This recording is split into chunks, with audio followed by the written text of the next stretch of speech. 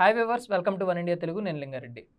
భారతదేశం వ్యాప్తంగా సంచలనం రేపిన పంజాబ్ నేషనల్ బ్యాంక్ కుంభకోణానికి సంబంధించి ప్రధాన నిందితుడు మొహల్ చోక్సీని సిబిఐ అయితే 12వ తారీఖున అరెస్ట్ చేయడం జరిగింది. బెల్జియంలో ఆయన్ని అరెస్ట్ చేసిన నేపథ్యంలో ఈ కేసుకు సంబంధించి వివరాలు తెలుసుకునేందుకు చాలామంది ఆసక్తి చూపిస్తున్నారు. గూగుల్లో ఇప్పుడు ఇదే ట్రెండింగ్గా మారిపోయింది. అసలు ఈ స్కామ్ ఎలా జరిగింది, ఈ స్కామ్లో ఎన్ని వేల కోట్లు నష్టపోయింది, అసలు బంగారు వ్యాపారులకు నేషనల్ బ్యాంక్స్ కానీ ఇంటర్నేషనల్ బ్యాంక్స్ కానీ ఎలా రుణాలు ఇస్తాయి, ఆ రుణాలకు సంబంధించి ఉన్న పాలసీలు ఏంటి అనేది ఒకసారి చూద్దాం. మనందరం స్కామ్ 1992 వెబ్ సిరీస్ చూసాం.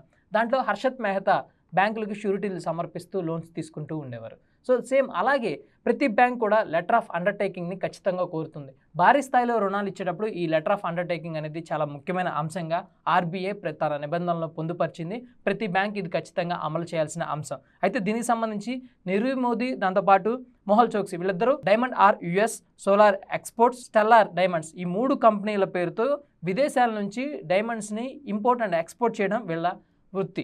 అయితే ఈ క్రమంలోనే వాళ్ళ బంగారు బిజినెస్ని, వాళ్ళ డైమండ్ బిజినెస్ని చూపించి పంజాబ్ నేషనల్ బ్యాంక్లో రుణాన్ని కోరడం అయితే జరిగింది. దీనికి సంబంధించి పిఎన్బి ఉద్యోగులకి, దాంతోపాటు మేనేజర్లు, డిప్యూటీ మేనేజర్లు అందరికీ లెటర్ ఆఫ్ అండర్టేకింగ్ని వాళ్ళు సమర్పించడం కూడా జరిగింది. ఈ లెటర్ ఆఫ్ అండర్టేకింగ్ అనేది కొలాటరల్ జరగాలి. ఈ కొలాటరల్ జరిగినప్పుడు మాత్రమే ఆర్బీఐ నిబంధనలను ఫాలో అయినట్టు ఖచ్చితంగా తెలియద్ది. అయితే ఇక్కడ షిఫ్ట్ సిస్టమ్ అనేది ఖచ్చితంగా ఉండిద్ది. ఈ షిఫ్ట్ సిస్టమ్ని దుర్వినియోగం చేశారు.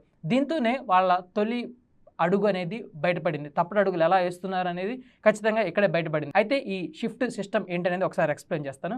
ఈ నకిలీ లెటర్ ఆఫ్ అండర్టేకింగ్లు సమర్పించినప్పుడు society for world wide international banks financial telecommunication అనేది ఈ షిఫ్ట్ సిస్టమ్ అబ్రివేషన్. అయితే దీని ద్వారా ఇక్కడ ఆ లెటర్ ఆఫ్ అండర్టేకింగ్ తీసుకుని విదేశాల్లోకి వెళ్ళి దీని కొలాటరల్ బ్యాంక్కి దాన్ని సమర్పించినప్పుడు ఈ 2 బ్యాంకుల మధ్య ఆ లెటర్ ఆఫ్ అండర్టేకింగ్ షూరిటీగా పెట్టుకొని ట్రాన్సాక్షన్ అయితే మొదలవడం జరుగుతుంది. దీనికి సంబంధించి ట్రాన్సాక్షన్స్ అన్నీ రికార్డ్ అవ్వడం కూడా మొదలవుతూ ఉంటుంది. సో స్కామ్ బయటపడడానికి గల ప్రధాన కారణం ఏంటంటే 2018లో ఇప్పటివరకు ఉన్న మేనేజరు మారిపోయి కొత్త మేనేజర్ అయితే రావడం జరిగింది. వీళ్ళు యాజ్ యూజువల్గానే లెటర్ ఆఫ్ అండర్టేకింగ్ ఇచ్చి లోన్ తీసుకుందామని చెప్పేసి వెళ్ళారు. అయితే కొత్త మేనేజర్ షూరిటీతో పాటు కొలాటరల్ షూరిటీ కూడా ఆయన అడగడం జరిగింది. దీనికి సంబంధించి కొలాటరల్ ఏమీ లేదు, గత 6 సంవత్సరాలుగా మేము ఇలా లోన్స్ తీసుకుంటూనే ఉన్నామని చెప్పేసి వీళ్ళు నీరవ్ మోదీ కానీ చోక్సీ కానీ వీళ్ళు చెప్పడం కానీ జరిగింది. సో దాంతోపాటు కొత్తగా వచ్చిన మేనేజర్ దీనికి సంబంధించి విచారణ చేయడం అయితే జరిగింది. ఈ విచారణలో తేలిన మొత్తం అంశం ఏంటంటే దాదాపు ఆ 6 సంవత్సరాల్లో 14,000 కోట్లు, $2 మిలియన్ వీళ్ళు స్కామ్ చేశారు.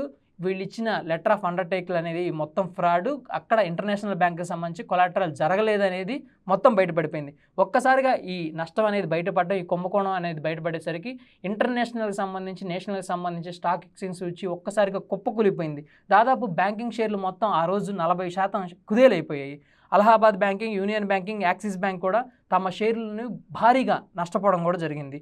ఎందుకంటే వాటికి కూడా ఈ లెటర్ ఆఫ్ అండర్టేకింగ్లు వీళ్ళు ఇవ్వడం కూడా జరిగింది. అయితే దీనికి సంబంధించి చట్టపరమైన చర్యలకి అప్పుడు ఉపక్రమించడం జరిగింది. ఈ కేసులని ప్రధానంగా సిబిఐ, ఈడీ ఈ 2 ఈ కేసుని టేకప్ చేయడం జరిగింది. 2018లో దీనికి సంబంధించి నీరవ్ మోదీ దేశం నుంచి పారిపోవడం జరిగింది. 2019లో ఆయన్ని లండన్లో సిబిఐ అండ్ ఈడీ కలిసి అరెస్ట్ చేయడం జరిగింది. దాని తర్వాత ఆయన ఆస్తులు మొత్తం, నీరవ్ మోదీ ఆస్తులకు సంబంధించి మొత్తం ఆస్తుల్ని సిబిఐ, ఈడీ 2 అటాచ్ చేసుకోవడం జరిగింది.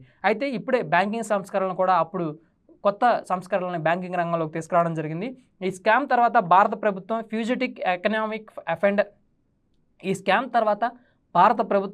ఫ్యూజిటివ్ ఎకనామిక్ అఫెండర్స్ యాక్ట్ 2018ని ఇంప్లిమెంట్ చేయడం జరిగింది. దీని ద్వారా ఆర్థిక నేరాలతో పాటు ఫేక్ లెటర్ ఆఫ్ అండర్టేకింగ్ని తగ్గించవచ్చు అనే ఉద్దేశంతో దీన్ని తీసుకురావడం జరిగింది.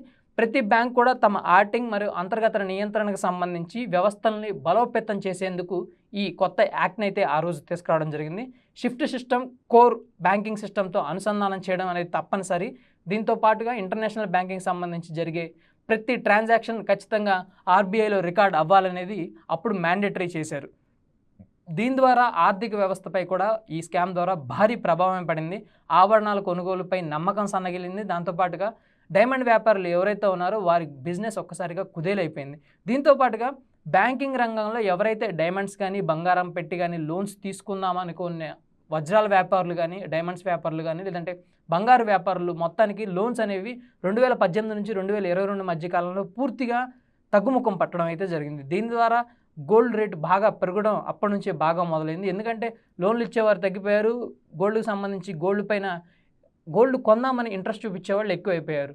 డిమాండ్ పెరిగింది, దాంతోపాటు సప్లై తగ్గింది. సప్లై కావాలంటే అక్కడ లోన్స్ తీసుకోవాలి, ఇంటర్నేషనల్ నుంచి ప్రపంచ దేశాల నుంచి బంగారాన్ని దిగుమతి చేసుకోవాలి. సో లోన్లు ఇచ్చేవాళ్ళు తగ్గిపోయారు, దిగుమతి తగ్గిపోయింది. ఇండియాలో మాత్రం బంగారం కావాలి, బంగారం కొనాలి అనే ఆశించేవారు ఎక్కువైపోయారు. సో డిమాండ్ పెరిగింది, సప్లై తగ్గిన నేపథ్యంలో ఎకనామిక్స్ ఫార్ములా అప్లై అయిపోయింది. బంగారం ధర రోజు రోజుకి పెరుగుతూ మొదలైంది. సో పంజాబ్ నేషనల్ బ్యాంక్లో జరిగిన ఈ ఒక్క కుంభకోణం కారణంగా ఈరోజు బంగారం ధర ఈరోజు ఇంతలా పెరగడానికి కూడా ఇది కూడా ఒక ప్రధాన అంశంగా పరిగణించాలి. Thank you for watching.